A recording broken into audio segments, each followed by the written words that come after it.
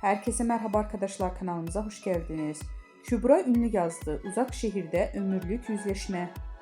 Kanal D'nin reytingler rekoru kıran dizisi Uzak Şehir yeni bölümüyle ekranlara geldi. Ozan Akbaba ve Sinem Ünsal'ın başrollerini paylaştığı ve usta oyuncunun yer aldığı aynı yapımı imzasıyla taşıyan Uzak Şehir'den ömürlük yüzleşmelerin sahnelendiği dakikalar yaşandı.